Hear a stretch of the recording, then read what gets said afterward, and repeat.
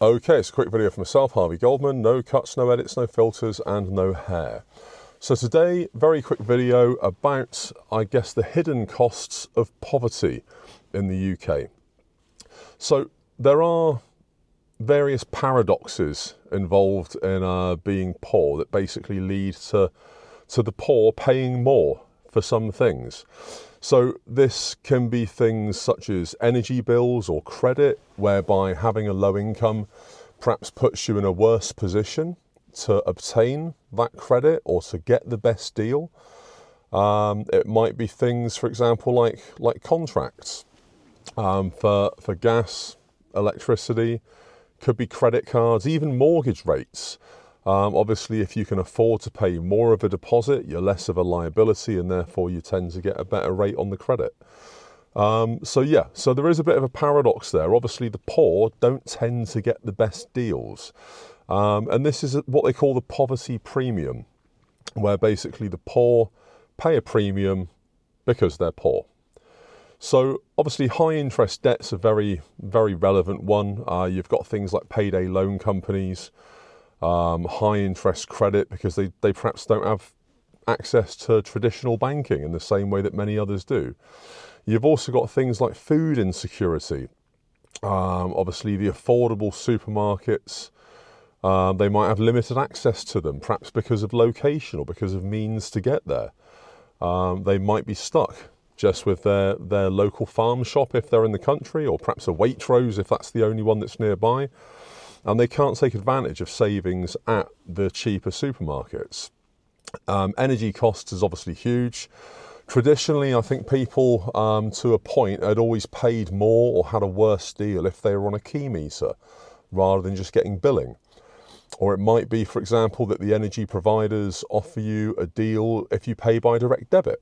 It might be cheaper that way, but perhaps if you're poor or if you're unable to guarantee that the money's going to be there each month for that direct debit to go out, you can't take advantage of that lower rate. Obviously, transport is another big one. Transport can result in missed opportunities. It might mean missed job interviews. They might not be able to get to work on time reliably because they've not got their own transport. So all of these different things hit people that are burdened by their lack of income or lack of savings in different ways. What's your experience of this? Is this something you've experienced yourself? Is it one of them? Is it all of them? I know that previously, when I first got custody of my children, I had to go through all of the rigmarole of setting energy suppliers up and making sure direct debits were in place. I wasn't in a position at the time where I could comfortably have direct debits going out of my bank on a whim. It would normally be the case, probably for about the first maybe 2 years that I had them. It would be the case that a bill would come in and I would probably bump it as far as I could. I'd get a reminder letter through perhaps a week after it had not been paid. And then if I needed to, I'd bump it again and usually pay the red letter that came through. And that process happened probably every month for at least 2 years. The only one that I made sure was paid on time every month was the council tax, because they tend to get very aggressive very quickly. You find that if you don't pay your council tax, the level of anger and the level of threat within the letters escalates from 0 to 100 within the space of 3 or 4 days. But yeah, what's your experience of this? Really keen to find out if this is still a thing, if there are ways around it. Perhaps people in the comments will know a way that you can still secure the best deals. You can still perhaps build better credit, or the means to take advantage of better offers if you're encumbered by a lack of income. Let me know in the comments.